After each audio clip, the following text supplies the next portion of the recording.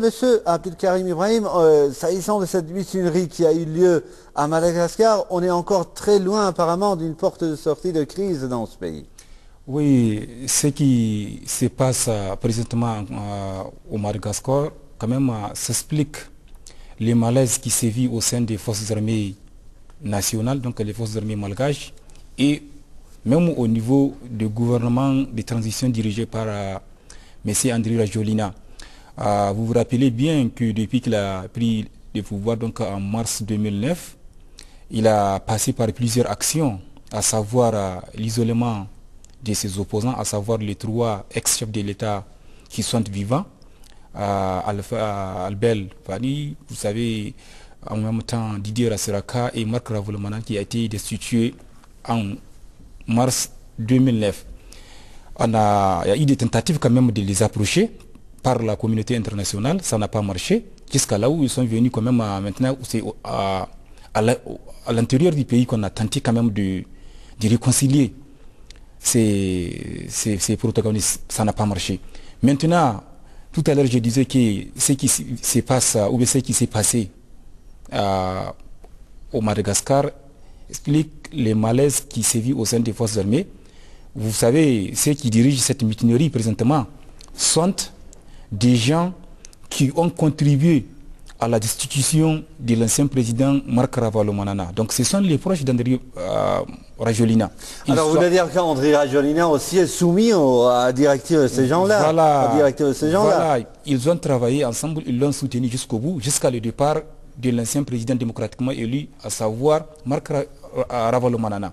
Maintenant, quand on parle de monsieur qui est à la tête de cette mutinerie, il a même détenu le poste de ministre des Forces armées nationales avant son limogeage en avril dernier, soit disant qu'il tente de renverser le pouvoir, et c'est pour les raisons qu'on a quand même avancé. Malgré tout, seulement on a confisqué son poste, mais on ne l'a pas jugé. Et je pense que dans un pays, que ce soit au Madagascar ou quelque part ailleurs dans le monde, quand on accuse la personne d'avoir tenté quelque chose qui est considéré comme haute trahison, conspiration, il doit être jugé. Mais ça n'était pas le cas. On a confisqué seulement son poste parce que peut-être il ne coopère pas. Il ne coopérait pas avec les régimes en place. Maintenant, on l'a laissé. On a attendu mercredi dernier, le jour de scrutin, donc le jour du référendum, une déclaration de l'épargne de ces militants qui sont au nombre, donc en dehors de quelques éléments, les sous-officiers et ce qu'on appelle hommes de rang, il y a en tête quand même des hauts gradés, à savoir les colonels, les généraux, qui sont au nombre de 18. Cela constitue quand même un obstacle pour un régime tel que celui dirigé par Andry Rajoelina, parce que lui-même il a ses problèmes avec l'opposition politique, avec la société civile, et aujourd'hui c'est l'armée qui s'est soulevée contre lui. 18 gradés, c'est pas n'importe qui. Ces gens-là, c'est eux qui commandent quand même l'une des casernes les plus importantes du pays. Malgré qu'il n'y a pas eu de coup de feu, ils se sont retranchés de leur caserne pour annoncer cette information. La majorité quand même de l'opinion était très surprise quand même d'entendre. Il n'y a pas de tentative. C'est vrai, c'est une tentative verbale, mais il n'y a pas de coup de feu. Il n'y a pas un assaut, que ce soit au niveau du palais présidentiel ou quelque part, mais ils ont annoncé qu'il allait, ou bien ils ont dissous toutes les institutions de la République. Et ils entament mettre en place un conseil des militaires qui va gérer le pays. Depuis lors, on a l'impression que vraiment c'est un malaise, mais ces gens-là, est-ce qu'ils sont capables ou bien ils sont à la hauteur de renverser le régime Andry Rajoelina? C'est ça la principale question. En fait, là, vous dites que vous parlez de ce soulèvement au sein de l'armée, cette mutinerie. Et cette mutinerie, si j'ai bien compris, d'après vous, va en fait mettre encore dans la difficulté Andry Rajoelina, et alors qu'Andry Rajoelina voulait organiser ce référendum pour se donner une légitimité, parce que la légitimité d'Andry Rajoelina avait été remise en cause à l'intérieur, à l'extérieur du pays, n'est-ce pas? Depuis qu'il a pris le pouvoir en mars dernier, Andry Rajoelina, si vraiment il voulait continuer à travailler avec la constitution actuelle, il n'est pas dans la... C'est quand même difficile de gérer un pays. D'abord, si vous avez renversé un président démocratiquement élu, vous avez suspendu l'institution de la République. Ce qui reste maintenant, c'est d'anticiper, d'aller aux urnes, donc à organiser rapidement des élections pour que le pays soit dans un cadre légal, légitime. Ce n'est pas le cas. Maintenant, Andry Rajoelina cherche à avoir quand même toutes les possibilités pour qu'il puisse se présenter à l'élection présidentielle. Vous savez, la Constitution qui veut quand même mettre à l'écart, c'est une Constitution qui prévoit il faut nécessairement avoir 40 ans pour être candidat à l'élection présidentielle, alors qu'Andry Rajoelina n'a que 36 ans.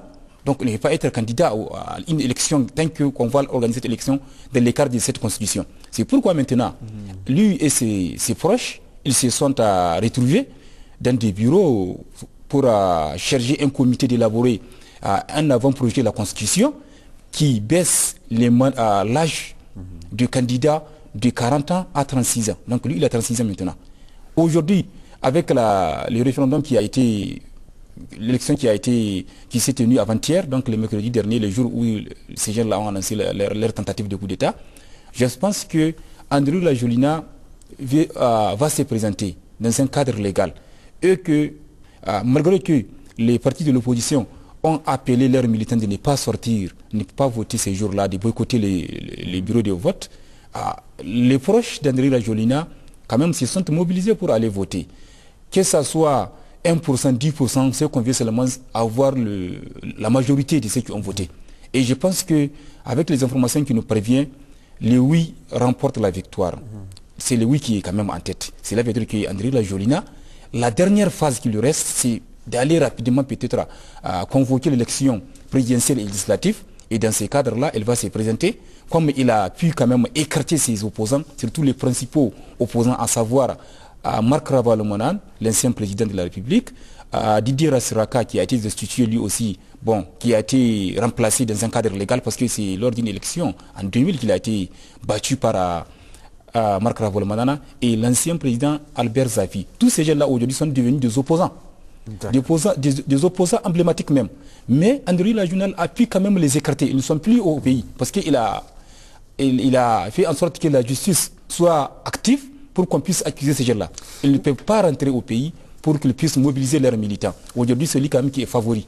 M. Tavodi parle, si j'ai bien compris, des regards de convoitise vers Madagascar. Oui, vous savez, l'une des raisons quand même avancées par Andry Rajoelina lorsqu'il a soulevé les peuples malgaches pour se débarrasser de l'ancien président, c'était quand même des contrats ou bien des accords qui ont été signés par les Madagascar et le Corée du Sud. Donc vous vous rappelez bien, il y a une vente de périmètres irrigués donc, pour la production de riz et de blé que la majorité des peuples malgaches considéraient que c'était au profit de l'ancien président. Donc, comme vous savez, c'est un opérateur économique. Avant d'être politicien, c'est un opérateur économique. C'est quelqu'un qui est très riche, il a des sociétés, des firmes, entre autres.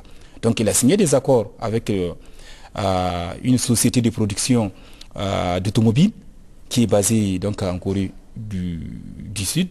C'est là-bas quand même, c'est là-bas qu'ils ont eu le problème parce qu'ils pensent que le monsieur est en train de brader l'économie du pays, que ce soit l'aspect agriculture, volet production de bétail, entre autres. Voilà les problèmes. Donc, cela veut dire que c'est un pays quand même qui est riche, qui a toutes les potentialités. C'est un pays très riche. Cela vraiment a attiré l'attention du peuple malgache. Ils se sont soulevés, soit disant que le président Marc Ravalomanana entend déjà déclencher un processus visant à brader les cercles vicieux de l'économie du pays, à savoir l'agriculture. Donc il y a des pays quand même qui ont voulu avoir cette opportunité, ils ne l'ont pas eu. Aujourd'hui, ils peuvent quand même profiter de la situation pour enfoncer ces pays dans ces difficultés.